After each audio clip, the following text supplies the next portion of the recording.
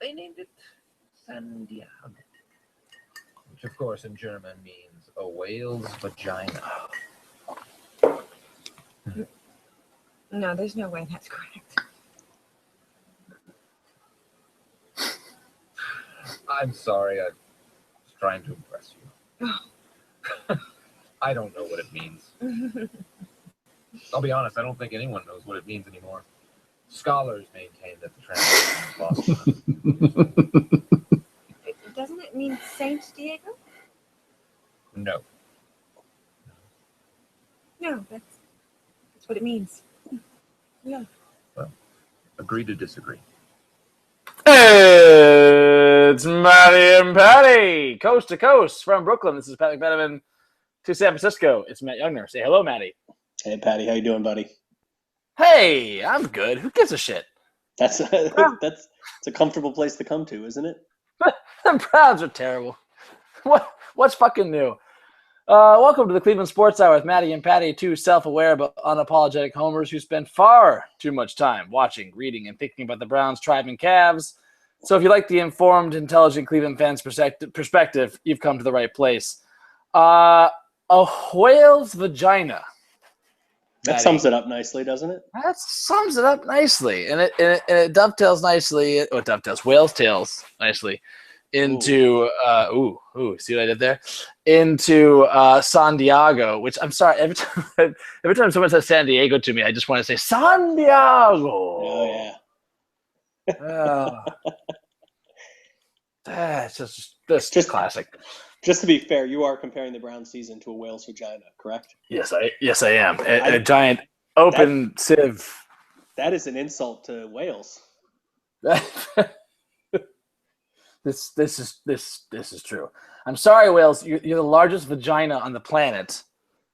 It's the best I could do metaphorically with vaginas to describe the Browns defense. I apologize, but it's the best I could do. A black hole, but the Browns don't really suck in offensive players into it. It's not quite black right. Holes are scary, Pat. Yeah, the vast chasm of space. I mean, there's some resistance there. So maybe the Martian atmosphere we were talking about, it's 1% Earth's atmosphere. So it's 1% the amount of resistance you get from an asteroid trying to, come into the planet. We would just kind of like fizzle on the outside and crush the surface. Nerdy here.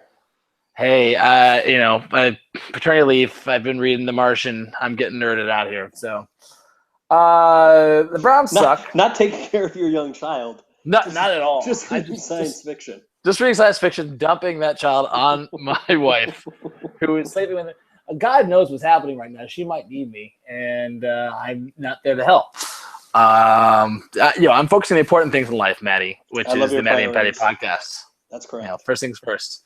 So let's go through the rundown tonight. It's time to get mean with the Brownies because they deserve it. So let's just be as insulting and angry as we can and as brief as we can because fuck them. Next, we shift into the next gear with the Cavs and our wayward son, Tristan Thompson. Finally, we draw the curtain on the Tribe's winning season. Oh, yeah. How about that, Matty? Tribe had a winning season. That's exciting. It's something.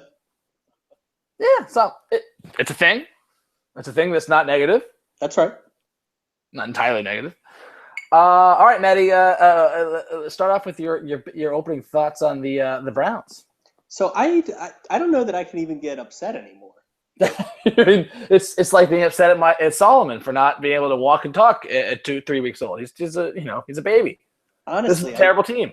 The end of that game happened, and a couple of years ago, I think I would have been just apoplectic. Devastated. Yes, it's rote now. And it didn't. I wasn't upset at all. I knew they were going to blow it in overtime if that kick hadn't counted. If Tremont Williams hadn't got called for offsides, I knew that. There was no doubt in my mind. We couldn't stop their offense at all. Our offense hadn't had any tremendous blunders really yet, besides the one turnover. Of course. Moreover, the season's going nowhere. I know that. But what does that win matter in the scheme of anything? This team is terrible. It's like who cares? It's like the spare cockiness. Yeah. Yes. we don't have We do not have any. I mean, I've longed to feel that confidence, that cockiness that other fans have in their teams, right? Of like, oh, we're gonna win this. We're gonna win this. I never feel that. I'm like, we're gonna blow this. We're gonna blow this. Now it's like, oh, don't. Hey guys, calm down. Don't worry about it. We're gonna blow this. Like it's just complete confidence. We're gonna fucking blow it. And also, none of it matters. None of it matters. To point out, our buddy Uncle Granty texted us in the middle of the game. He said, God bless him. The Browns have to win this game, he said. And I just plumbed into deep despair immediately, saying, no, we don't. It's a fucking joke of a team. Well, his whole thing was we get this Who gives game, a shit? then we got a depleted Ravens squad next week, and then who knows what could happen. Yeah, I know you know what could happen. you know what? You know what? Nothing We have a depleted Ravens squad. You know what else we have? This fucking Browns team, which is fucking terrible. We also have those guys. You can't change that shit. It doesn't matter if they win or lose. The season is lost. Yeah. To quote the Japanese groundskeepers in Major League, they're still shitty. Yeah. I think that's what they said. So I know Kaso is shit. Anati wa Kaso, I believe, means you're a piece of shit. That was one thing. One nugget of wisdom I learned when I was studying abroad in Japan. Anati wa Kaso. Go ahead. I don't even feel like there's stuff that we're building. Like what do we have on this team right now that's an exciting building block for our future? Nothing. Hello, darkness. I mean, seriously, I know that is extremely unpleasant. Well, but what is like the core of the next Joe Browns team? Joe Thomas at the twilight of his career, right? Like Joe Hayden. Now I don't even fucking know anymore. Joe Hayden was not great.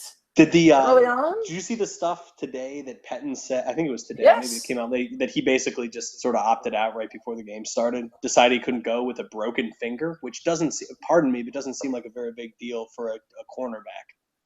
No, right? Tape up your finger and go. You can play with a mitten on.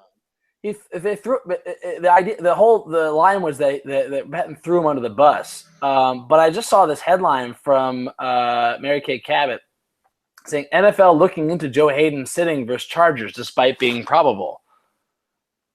Meaning what? That we lied and said he was probable to throw off our.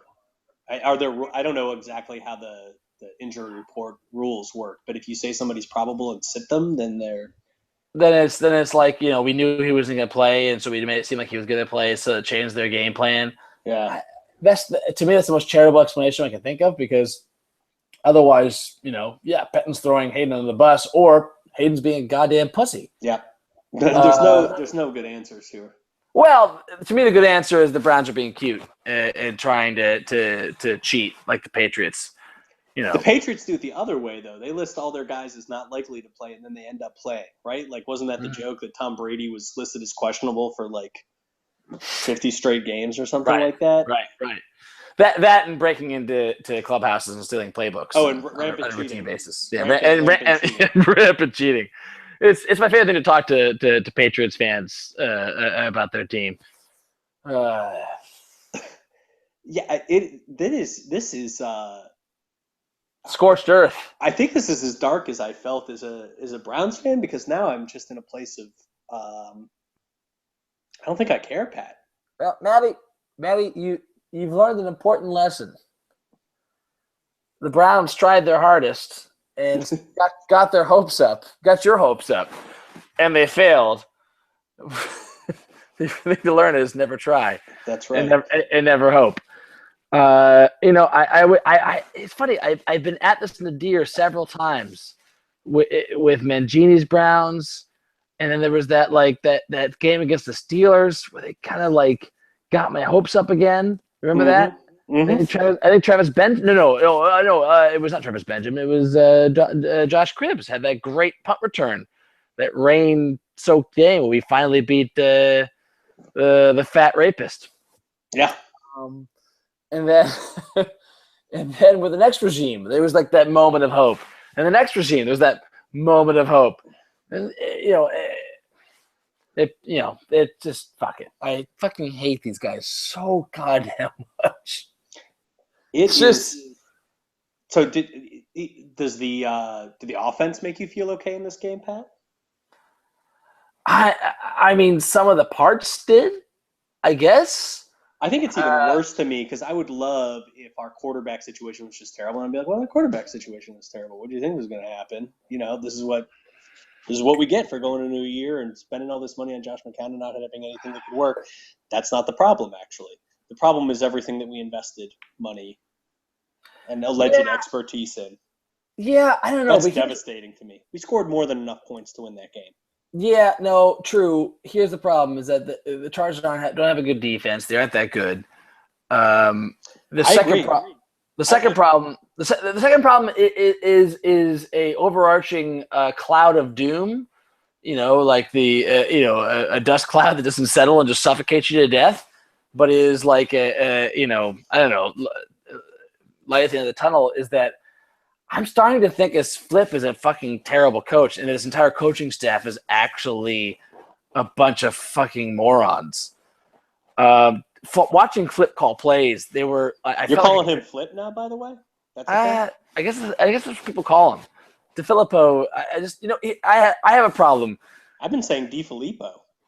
DeFilippo. Who gives a shit? Who deserves 3 syllables? Important people deserve 3 syllables. FDR. That's JFK. 4 syllables. What? DeFilippo? Fuck, you're right. DeFilippo, yeah. I can't count. Tough night for you, Patty. I've been drinking. I mean, whatever. Point being, Flip is as much. I'm only willing to grant him 1 syllable. I had a close friend growing up with, a family friend who went by Mandy growing up, and she insisted on going by Amanda now. I'm like, fuck you. You don't get 3 syllables. You get 2 syllables. You're Mandy. You haven't done anything to deserve a 3rd syllable in importance in your life. DeFilippo does not get 4. He gets 1. No, I think where you're going with this, Pat, that I agree with, is how terrible some of the play calls were when we got in the red zone, especially in the red zone. Thank you for refocusing me. I was lost. I was adrift in space in my scotch. Yeah, no, absolutely. I can predict more than half the plays. It's just embarrassing. Oh, great. Wide screen that they saw coming. Yeah, Jesus, that was horrible, wasn't it? Which one? Also, McCown, why are you turning and throwing? See what you see. He's going to get crushed. Why are you throwing that? Yeah. Throw it out of bounds or something. Sail it over his head right out of bounds. It's the perfect time to do that. But still, Pat, 27 points. 27 points. Part of me thinks it's the same team we had last year. Same guys, except with Shanahan, who's like, scorched earth over with the Atlanta Falcons right now, who were horrible last year. Think about it that way. How bad was were the Falcons last year? Yeah. What did they add? What did they had Devonta Freeman last year, didn't they? They did. Yeah. Shanahan leaving looks real bad right now, man. Real bad. I mean, it's just.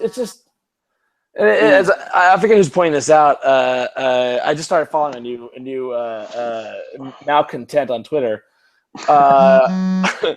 called I don't know. He keeps changing his name, but Cardiac Kid. I think it's called the Cardiac Kid. He keeps pointing out like he just hired all of his high school buddies. I don't know if he hired high school buddies, but he's worked with all his guys and his guys, they're all in like the film room when they were fucking nobodies. Yeah, it's like great. I'd be into that if you guys were like crushing it, but you guys are showing that you're basically guys who did really well in the film room and are not ready for prime time. This is not the Bill Walsh coaching tree that we're playing right now.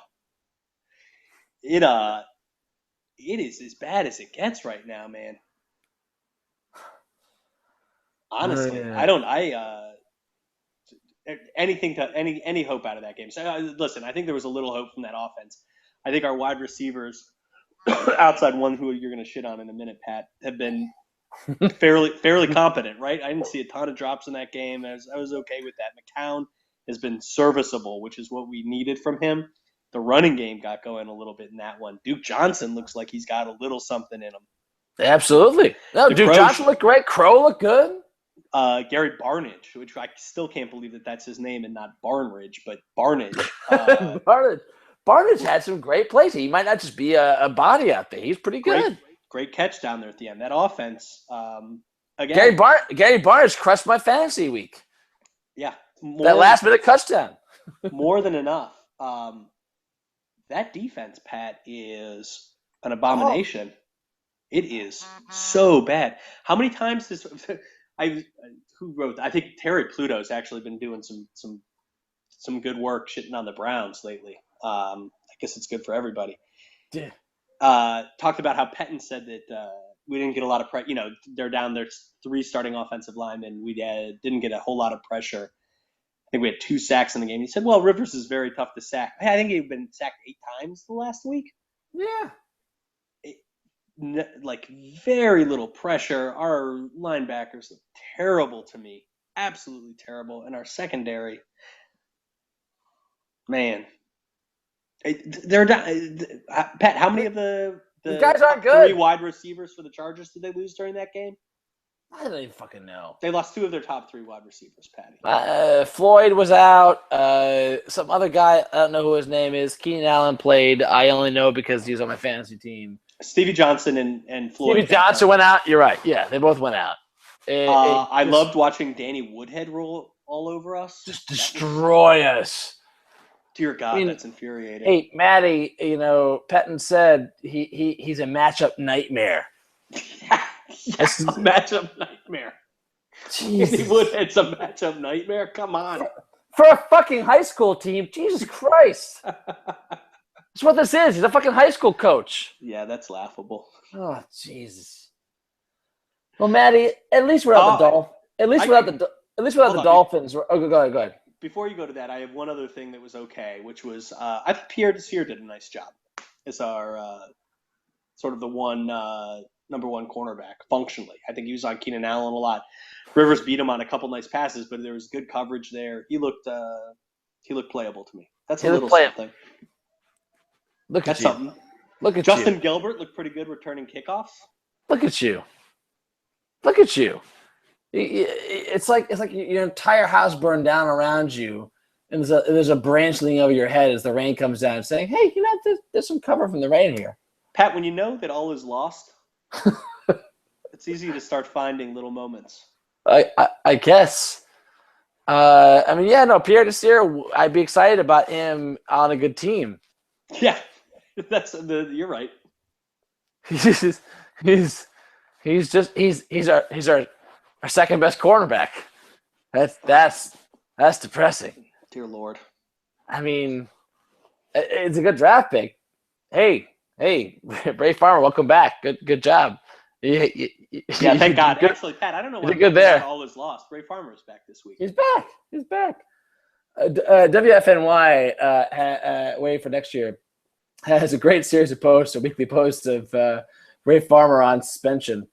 It's just a bunch of fictional texts, supposedly fictional, where he's just like, "Hey, Pet, what, Ray? Bo playing today?" No. Oh, it's great. It's great. Jesus. Do you want to go on your Dolphins rant, Pat? No. Let's wait. Hold the Dolphins off for a second. Let's deep dive in briefly. Dwayne Bowe. Speaking of Ray Farmer, he had 1 target. He was on the field for 4 fucking plays. He ran 1 shitty pattern with 10% effort and 1 fart-laden drop. Yeah, that was $9 million guaranteed. $9 million guaranteed. We are talking about Flip or DeFilippo. Fuck him. DeFilippo, I believe, Patty. Fuck you. I don't give a shit. And fuck Sticky too, who's listening. Enjoys my Alex Trebek pronunciations. Alex Trebek is what's his name? Oh fuck it, I don't care. Defense just fucking awful. Dante Whitner, he vowed to prove the doubters wrong. He actually had a couple nice plays. PFF, Pro Football Focus, said he played well versus the run, give only 1 catch. Matty, can you tell me the one big problem with that one catch? I believe that was a touchdown catch, Patty. Yep, an embarrassing all-out rush that we did not get to the quarterback on. Actually, we kind of hit him on the play. It was just unforgivable watching the route. He had 15 yards in the route and let him get behind him. Yeah. Just Jesus Christ, Dante Whitner. It's just a fucking Bush League play.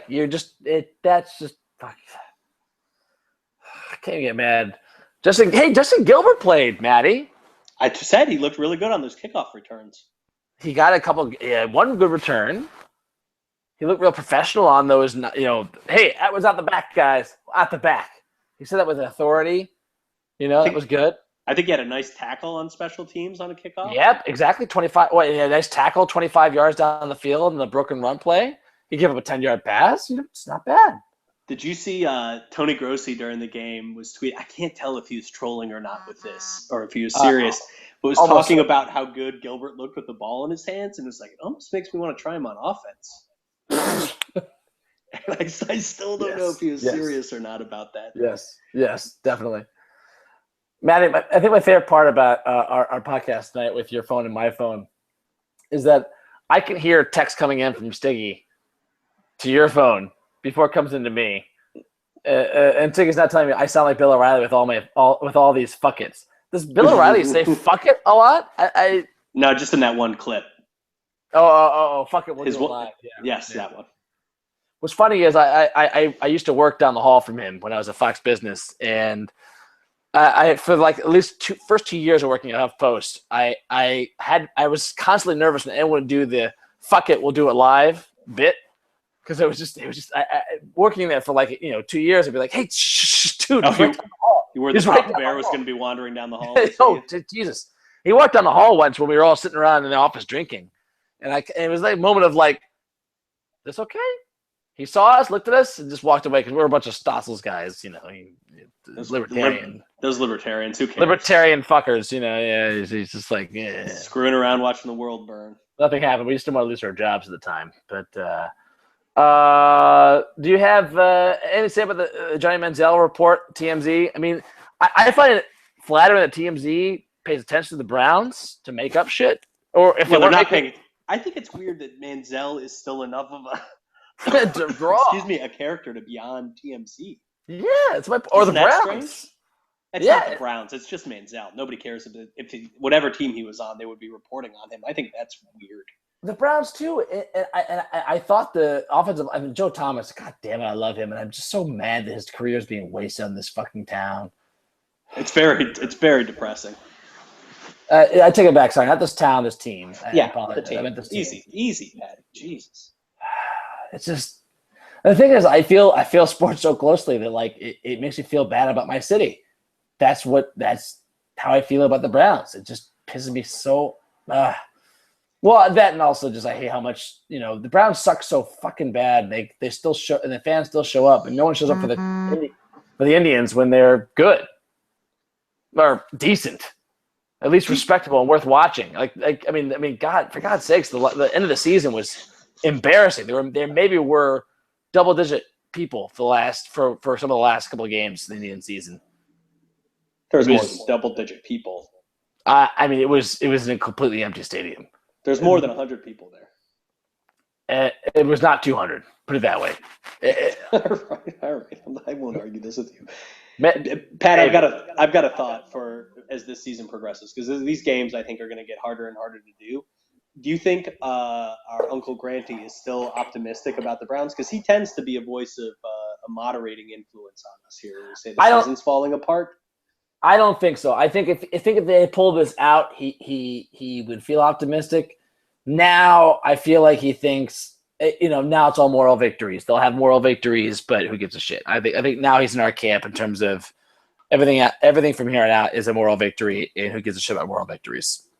But let's query him. He might his voice might be an interesting one on here. That's true. Let's invite him on next week. Because week one against the Jets, we said things were awful and terrible. We said, well, it's the first game. Yeah. Maybe the Jets aren't so bad. That's the toughest matchup we could have. Let's bring him back to the next podcast. Okay. Yep. Let's see what some terrible thing happens to us against the terrible Ravens squad. Brief aside, Maddie. Why have we ever talked about how bizarre it is that our kicker's name is Travis Coons? Other than that, nobody talks about kickers ever, and I just realized what his name was fully last week. That's what I'm talking about. That's not a real name. That can't be a real name. That's an anchorman name. That is the guy who replaces Champ to report on sports or hunting. I mean that it's It is a pretty funny name. It's an insult to stereotypes and walking cliches everywhere. I mean, please tell me that Travis Coons loves country music and hates black people. He's in the wrong business if he hates black people. I'll tell you that right now. This is true, but I mean, Travis Coons. I got to imagine he loves country music, though. That would be a shock. Jesus, what a fucking name! Although, has he missed a kick yet? I don't think he has. He has not. He's easily he's hit the longest extra point in NFL history. He's easily and he hit it three fucking times. I mean, he's in our top 10, I think, best players right now. Easily top 10, easily. That's also, I think Bill Simmons commented on this. Duke Johnson Jr. has a ridiculous name. It's pretty awesome. It's like Colt McCoy. It's one of those cheesy made-up movie names that belong in a Dallas reboot or something. Yeah, I love that name. Yeah, it's a NASCAR driver name. Yeah, and he looked good. I mean, honestly, he looked like not like a game breaker, but like one of those like really super solid pass catching running backs who can also run the football. Like it could be a feature back, maybe. Yeah, I think Grant said this to you. He's just made of glass, so we'll deal with that. That's the big problem. Pat, did we talk about last week how infuriating it is that Deion Lewis is in New England now and playing very well? We did not, and I think we knew this was going to happen. I mean, he was a big part of our plans. He looked really fucking good in preseason, and then he got really hurt. Yeah. So it's just not a surprise. Hey, you know who else is doing? You know who else is doing well in New England? Jabal Sheard. Yeah, I mean, I knew that was going to happen. That's the most predictable thing imaginable. That he would go there and be put in a competent system and excel. Shocking. Hey, but we didn't need Jabal Sheard. We have Barkevius Bingo.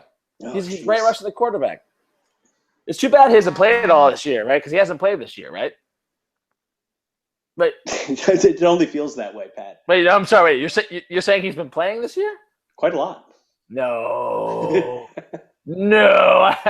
I'm sorry. I don't believe you. I haven't seen him. Yet. Bill Barnwell in his piece today on the Dolphins. What's that? Bill Barnwell on Grantland wrote a piece about it was a general preview piece, but one of the teams he focused on was the Dolphins and what terrible shape they're in right now. Mm-hmm. And a lot of that's because their cap's tied up in a couple big players, Sue and Tannehill most notably. And he said, they just don't have a lot of room for improve. Maybe they could go out and try to get somebody like a Barkevius Mingo from the Browns.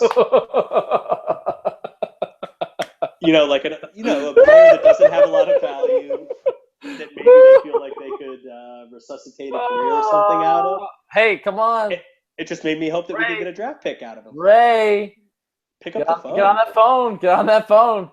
They're desperate. Collect that paycheck, buddy. Come on. Make it happen. As I said, Maddie, the only a silver lining I can have, and I promise every time I talk about the Browns, I promise this.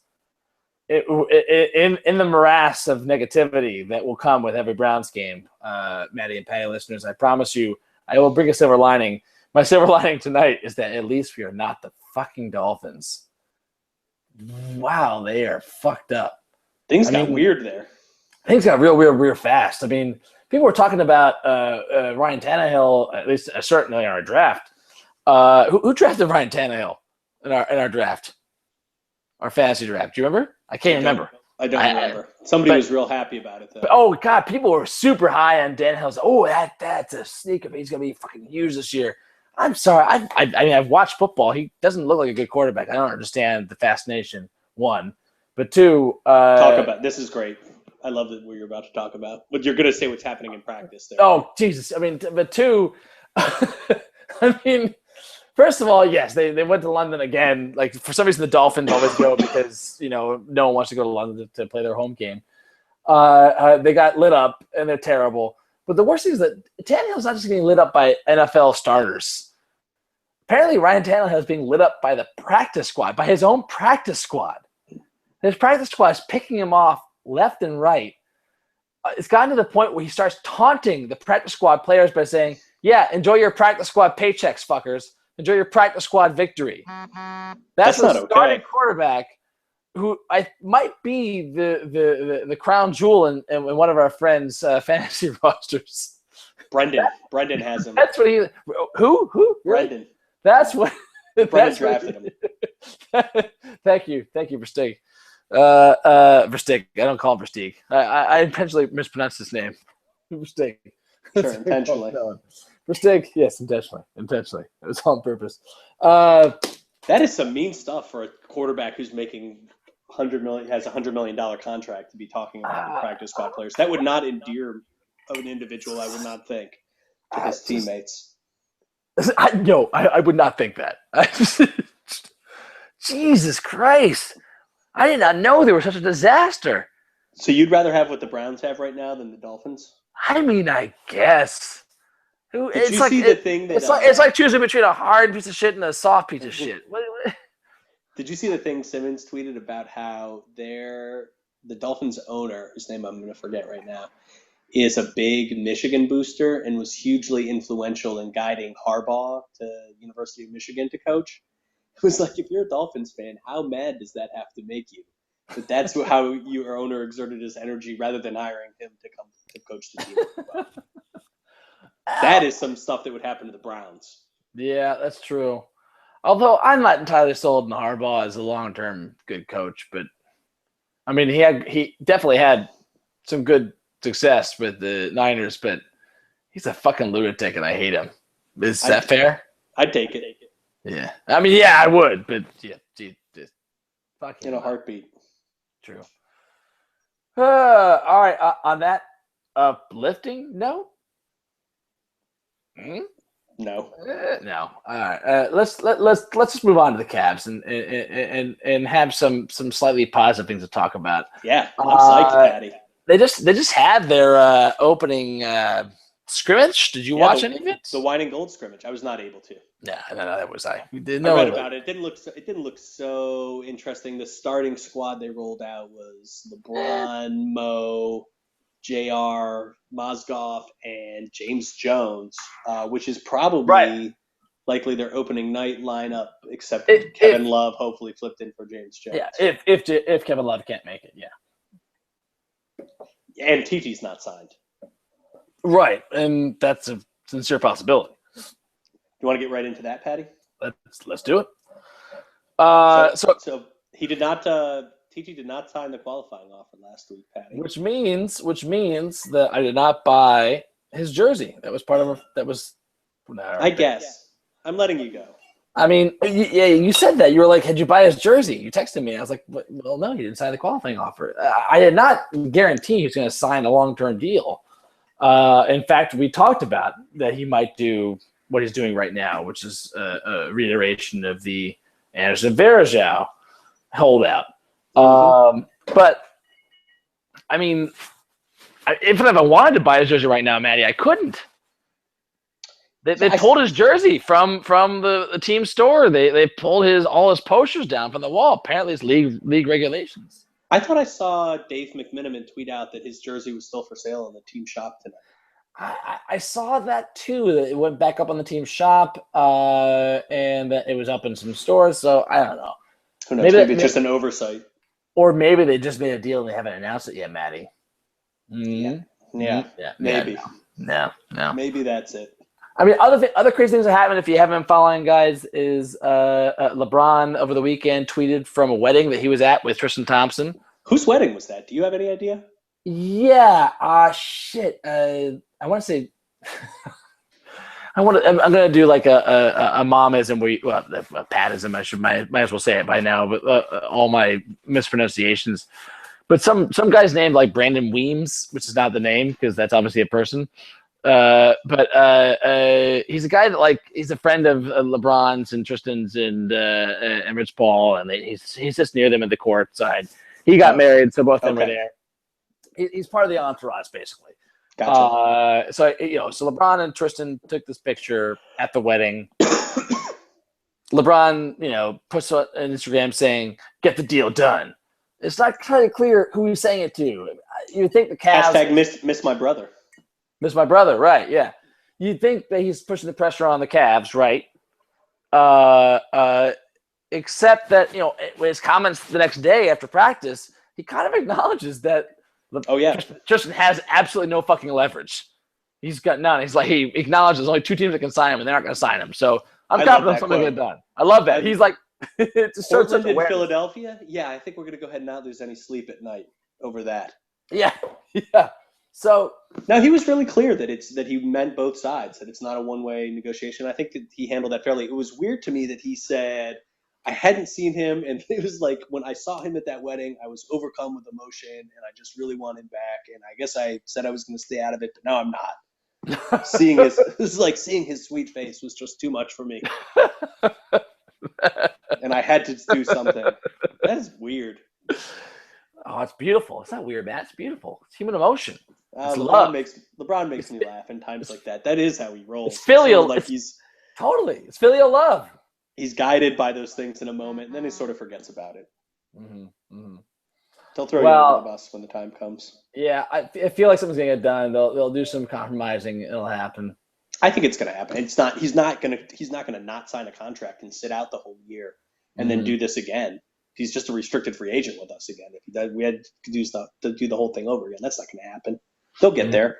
Cavs will keep holding their line. Paul will push it. We'll sign for 5 years and 85. It'll be just what we talked about, I think.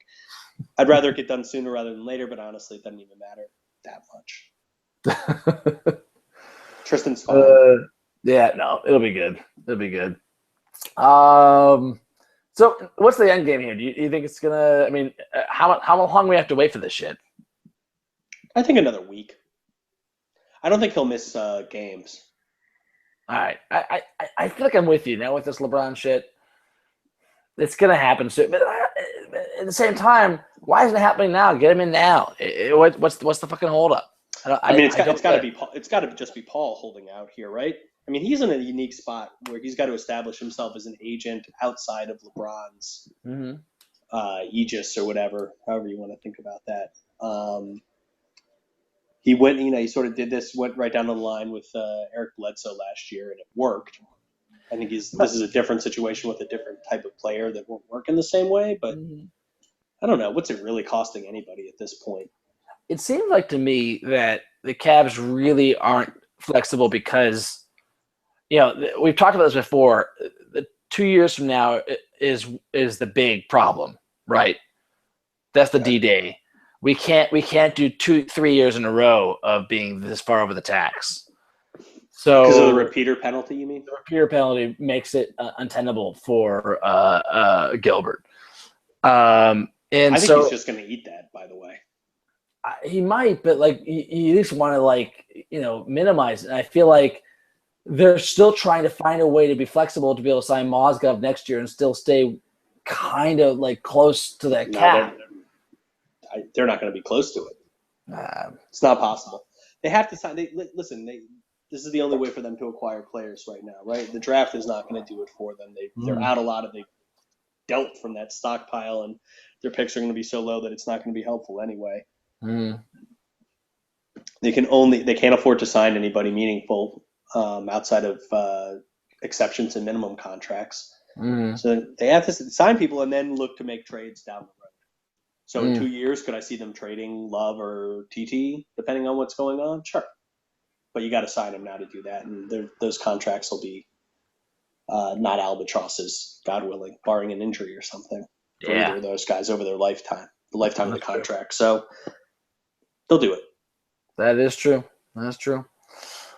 Naturally, Cavs season started off the way it ended. This is infuriating to me. With a huge injury to Chump. So annoying. I mean, just so incredibly annoying. He was talking about how he was going to develop his dribble so he could create more off the ball. And the whole time he was saying that, he fucking had a 6 month injury. Not 6 months, 6 week, right? How long is it? Oh, it's 3 months. He's going to be out until January. 6 to 8 week, 9 week, whatever. More, 12 to 14. I can't count. injury.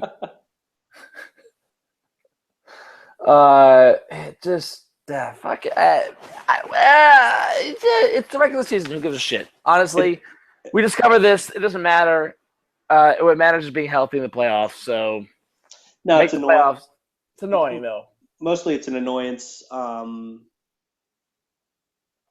It'll give them a chance to play some other guys. This is why they signed Mo Williams to come in and play. I'd rather not be without him and Kyrie until January. That thins us out a little more than even I'm comfortable with. But even so, who cares? Play 500 ball for those months. It doesn't matter.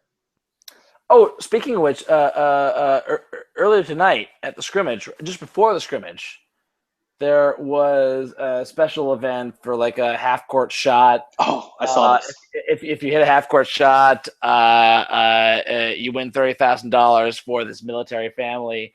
What did they get, a proxy? It wasn't that the individual was supposed to shoot it. They got a proxy from somebody? They got a proxy, and they picked one J.R. Smith. Wise. And they Mac and Handsome, and this is what happened.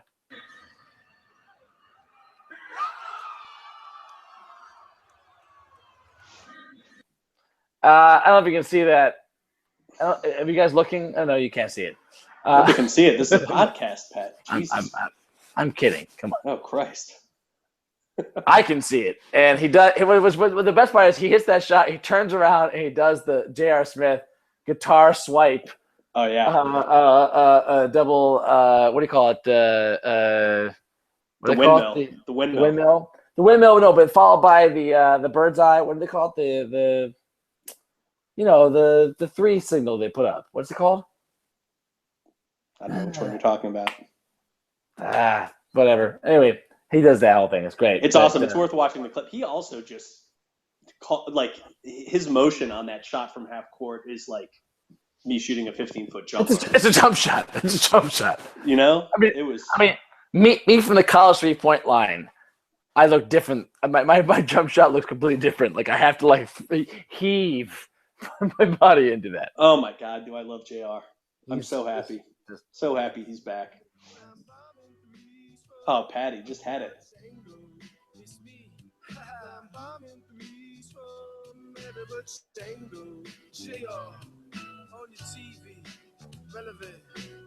So good. Just had to indulge a little bit. Patty, you've listened to his first one, right? The first version of that song, right? Oh yes. I recommend everyone to go look this up. It's also it's good. Fucking awesome. It's great. As good as Ignition to Remix to Ignition. That's how good those two are, and clearly inspired by R. Kelly too. It's awesome.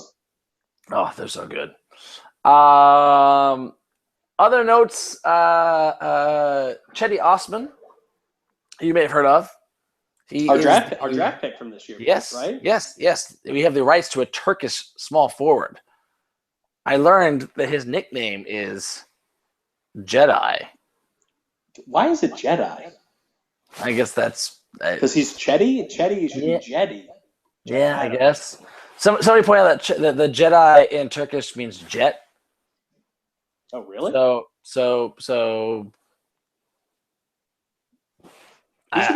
he's exciting. Exciting. He's one for us to keep our eyes on. Actually, I'm kind of I don't get my hopes up because European players have never really, aside from Mozgov and Ilgauskas, have really played out for us. I mean, big men, European big men. Yes, please bring them to me.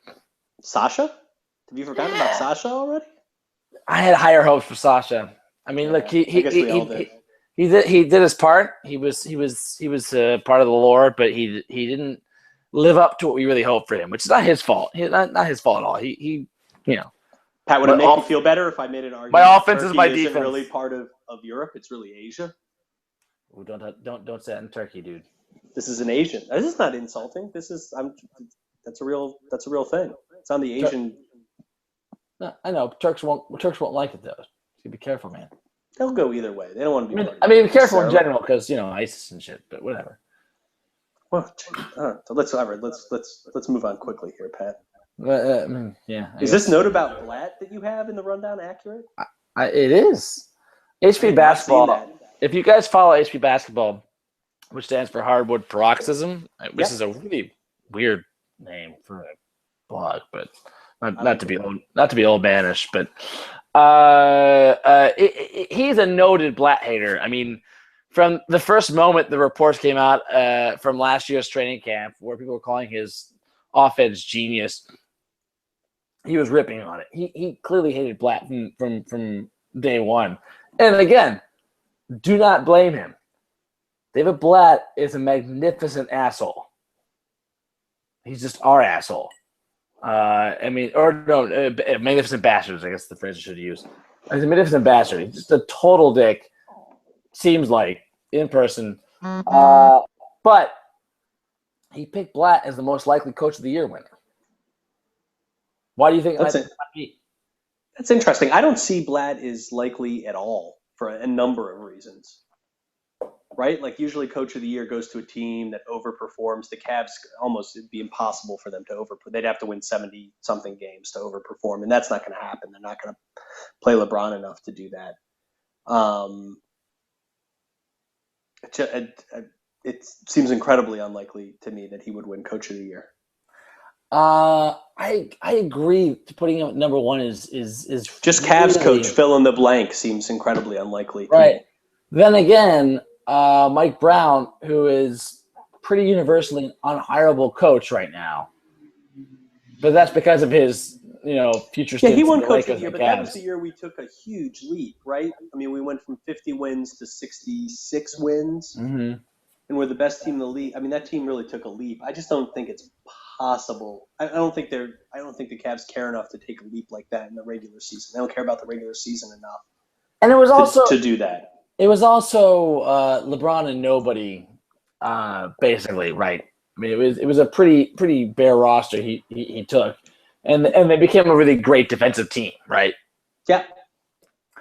So I mean, I still find this very unlikely. I find it much more likely that Steve Kerr, if he comes back in the middle of the season and has another great season, gets credit that he didn't get last year.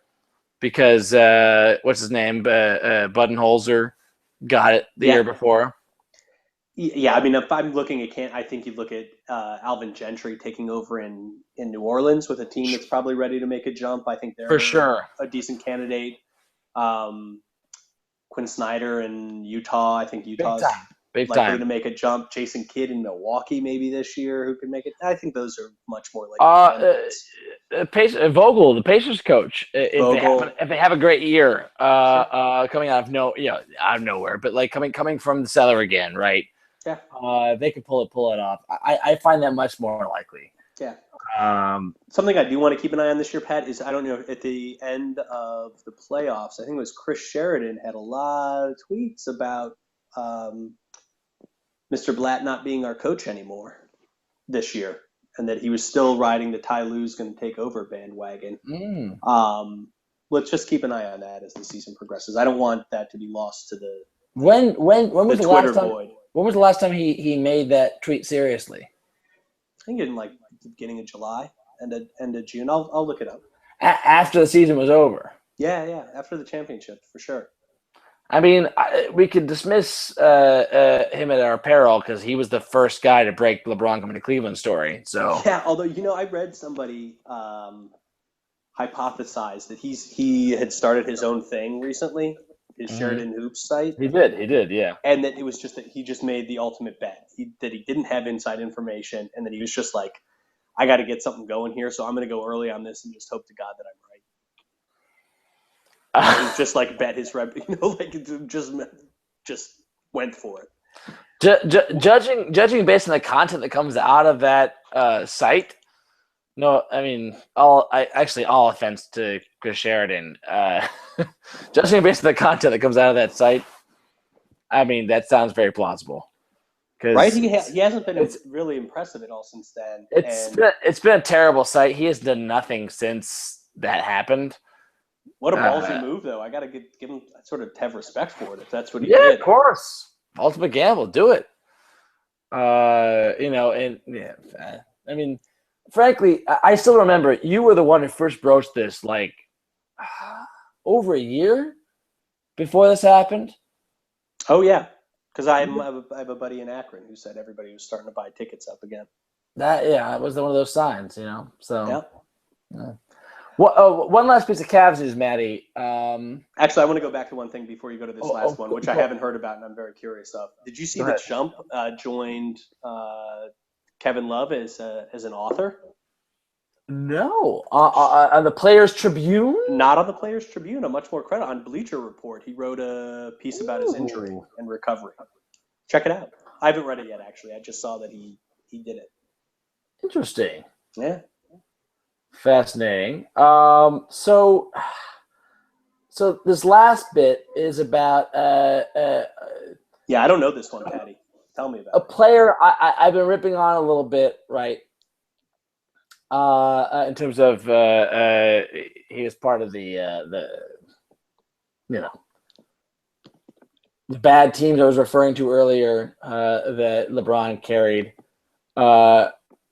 one of the nobodies. Mm-hmm.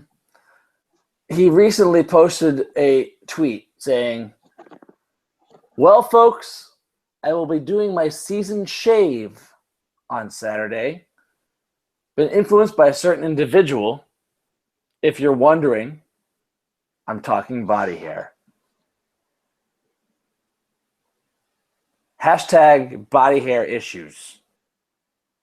This is a public tweet that Mo Williams sent to the world. This is our new starting point guard for the season. And you think he's talking about pubic hair?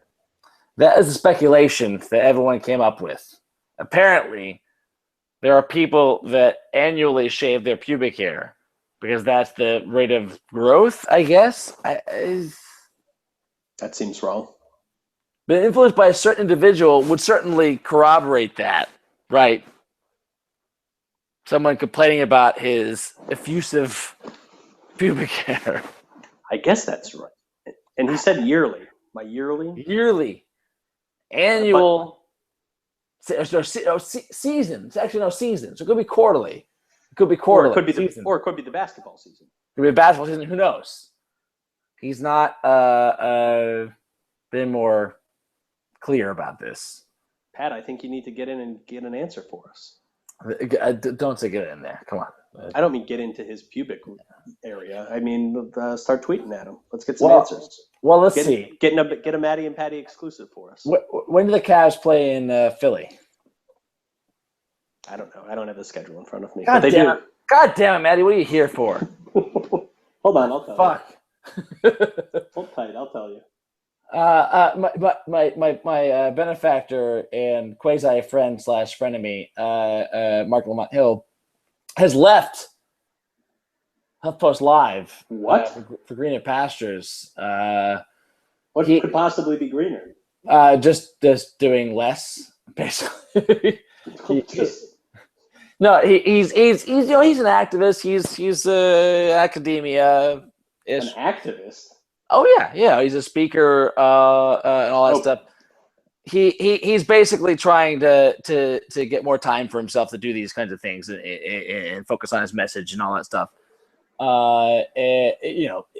It was a taxing job in terms of time. I know he normally lives in Philly basically, but anyway, I came up to him after we announced that he was leaving, and I said, "Hey man, it's sad to see you go." Just patting the shoulder. He says, "Don't worry, Matt. Don't worry, Patty. I still have season tickets. I'll still invite you." Oh, nice. I was like, "Oh, great. Fuck you. You get out of here then." So Pat, the first game is early. Ooh. They play in Philly on November 2nd, Monday, November 2nd. Ooh, it's coming up. And then they play there again in January the 10th, Sunday. I guess I'll test my friendship with Mark pretty soon. I'd push it right away. Have I mentioned that he is one of the most incredible minds of our time? For a Marxist, he is one of the most persuasive Marxists I've ever met in my life. He's a Marxist? I call him Marx Lamont Hill, frankly. Really? Our friend Brenda could vouch for this. No, it's actually pretty funny. He doesn't like me to say this too much. So, I've probably cost myself tickets by just mentioning that. All right, well let's shut up and move on then, Pat. Yeah, that's a good idea. It's a good idea. Let's stop blowing this. So yes. Any other Cavs hot takes, Patty? Not for me. And certainly, I have takes, but they are not hot. Okay. Well, I think the short story is so far so good. I watched the NBA TV has like their camp exclusives features going on. And I watched the Cavs one. It was quite exciting. It wasn't exciting at all, actually. It's pretty boring. Just watching guys like stretch and run drills and stuff. But they had it was Fratello and Vince Cellini, the old Cleveland sports guys. He's a native Clevelander. A lot of fun watching him. Just got me hyped for the season. Nice. Actually, I've been excited about Joe Harris. He's been having fun in the preseason with social media and shit. He hijacked LeBron's uninterrupted cam. Have you been following uninterrupted stuff? Oh yeah. So he hijacked the cam and did this fake kind of like testimonial to the camera until the producer was like, "Hey, what are you doing?" He's like, "What? This is LeBron's cam. Get away from me." I was like, "What, man? Come on." It was kind of lame, but okay. The better one was where he was going around the camp, interviewing different players. Interviewed Mozgov and asked him about Donald Trump. And Mozgov was like, "Oh yeah, he's a good guy. He seems all right." And then Joe Harris says, "Would he be a better president than Putin?" And and Mozgov starts to go, and then immediately, like Joe Harris gets like panicked in his face. Says, "Don't answer it. Don't answer that. Sorry. Don't answer that." which was a great little moment. Mozgov just laughs. So that was that, like him. Anyway, let's move on to the Tribe and wrap this thing up. So the Tribe they had a winning season. I mean, honestly, Maddie, this is the baseball season I hope for. This is the baseline I hope for every season. Near 500 baseball, contention in the final month of the season. Frankly, if I had anyone to blame, it would be two things: Sports Illustrated and our dear friend Scooter. Yeah. Sports Illustrated for getting our hopes too high and jinxing us with a cover story in spring training, and Scooter for saying that the jinx doesn't actually matter, doesn't actually happen, or is realistic. Clearly, the 1/4 jinx worked. Yeah. This is a good team. The 1/4 jinx kept us just out of the playoffs. Kept us a winning season, but kept us out of the playoffs. Fuck you, Scott. So, Patty, we're not going to cover this now, but I think we should do a fuller debrief on that Tribe season. I will say this is a regret season. Big God. From my perspective. Everything hit right with the pitching staff was amazing. Yeah, some of it's bad luck, right? We had a run differential with a team that should have been a few games better than we were. Not a ton, but we won 81 and probably should have won 84 to 85 just based on our run differential. But that slow start to the season, making the decision to make the defensive tweaks that we did when we did, calling up Lindor when we did instead of earlier. We should have been a playoff team this year for sure, and we were not that far away from it, and that's disappointing. You got to take your shots in this league. But why doesn't it excite you about next year? I am excited about it. Listen, I will be. I like this team. This team's going to be solid for the foreseeable future, in my opinion. We're going to have a tough time making the flip over to really be consistently excellent, where we can just put that in the bank. But the starting lineup that we have, solid. The back end of the bullpen that we have, I'm comfortable with. And a lineup that I feel good about everywhere around the infield and at catcher and in left field. That ain't so bad, man.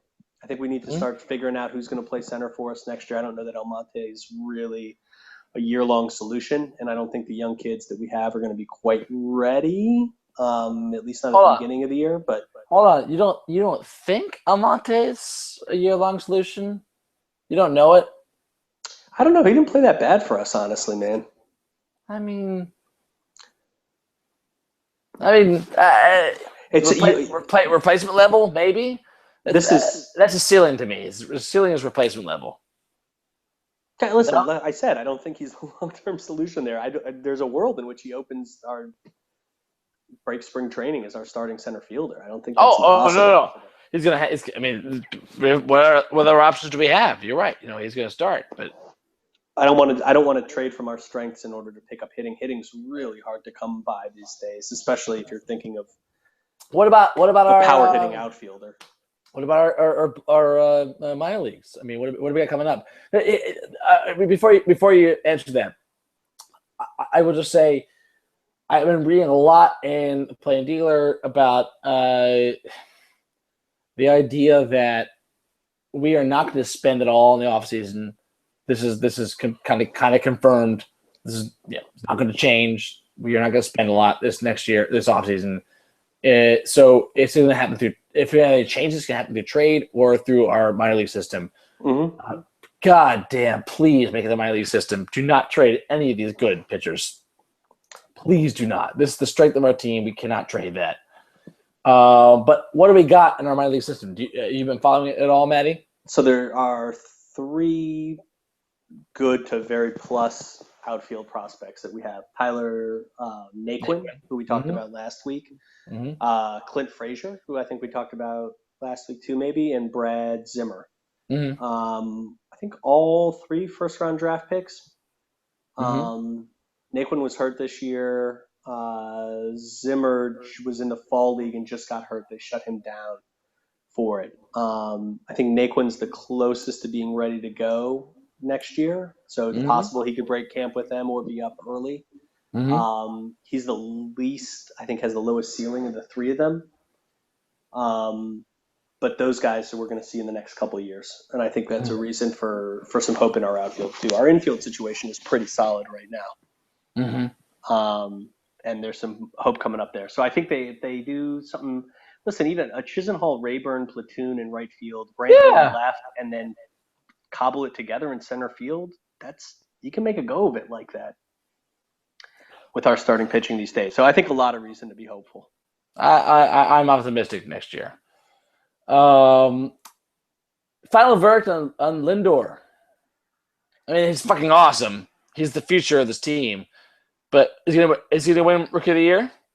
So if I was to bet, I would bet that Correa gets it, mostly because the Astros had a more successful season than we did, and he hit a bunch of home runs, and he just looks like he looks like A-Rod. He's one of those. He's a big guy, right? Yeah. And Lindor's more of a traditional shortstop.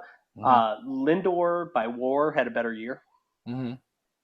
I read, I can't remember whose piece it was on Grantland, one of their baseball writers, not Carey, and I don't think it was Ben Lindbergh. I think it was their other guy, Michael Bauman. Had this debate, Lindor versus Correa, and picked Lindor. Mm-hmm. And his one knock on Lindor was that he sacrificed bunted on his own too much. And he was like, I almost don't want to give it to him just because sacrifice bunting is dumb and he shouldn't have done it. But on his own? How do we know that it was on his own? Because they asked Francona about it after games, and he said, I did not put that sign on. He was doing it on his own. That's crazy. And chastising, whatever. That's a small thing. He'll learn that. He's awesome, man. His defense is spectacular, and Correa's defense is not great. It's adequate, but he could get moved over to third base very easily a little bit later in his career. And I think Lindor, the difference of his defense was so superior that the slight difference in their offense is more than overcome. He's incredible, man. He totally lived up this year, and he's a super exciting star to have at the center of our roster moving forward. So lucky to have him. Yeah. One last sad note to end on.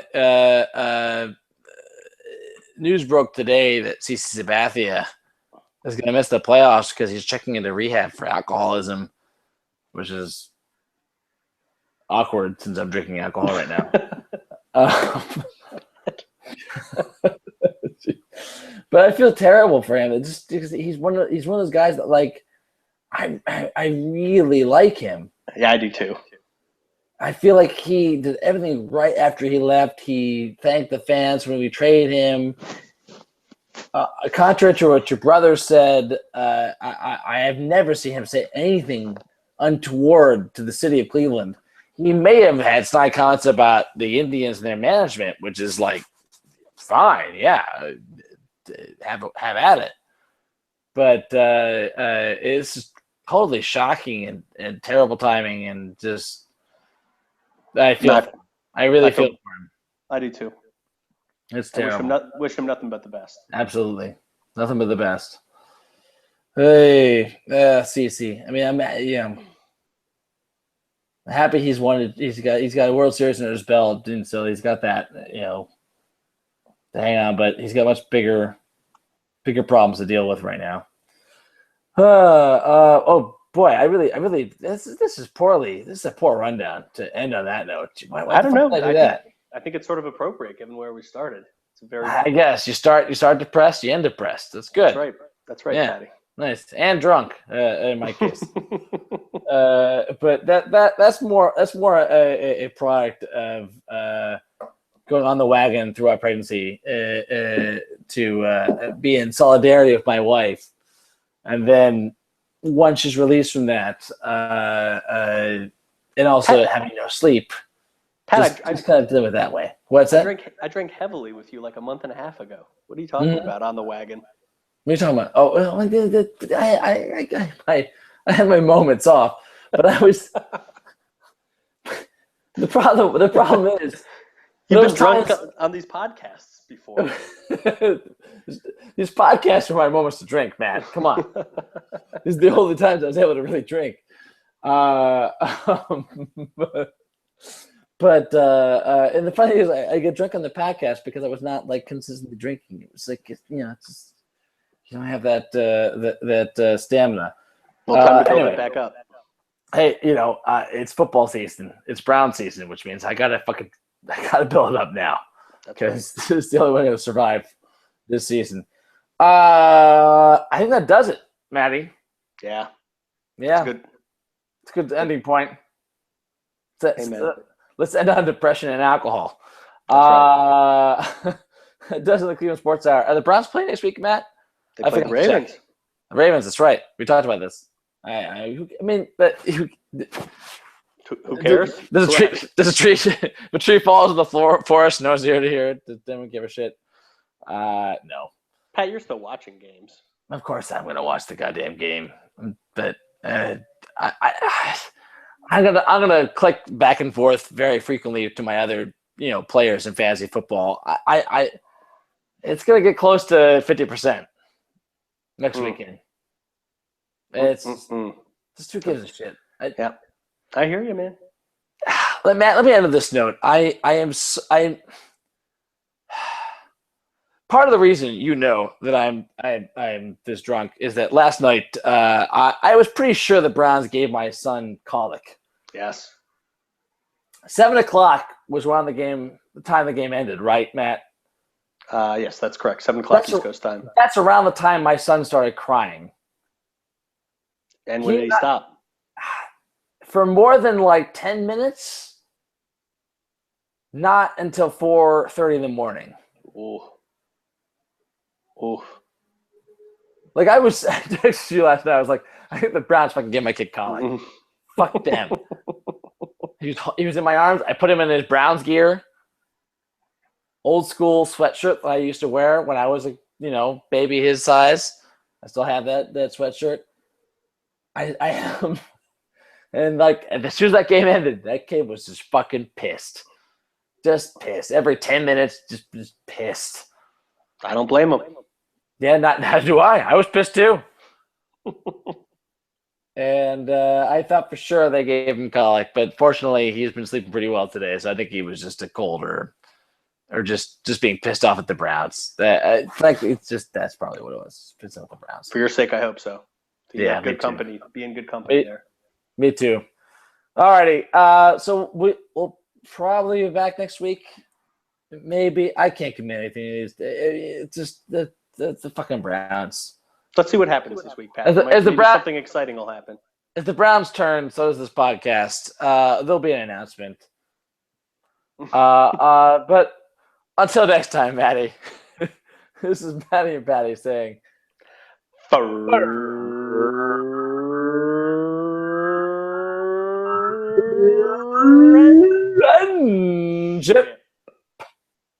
Well done. Right. Well done. All right, buddy. And a high note.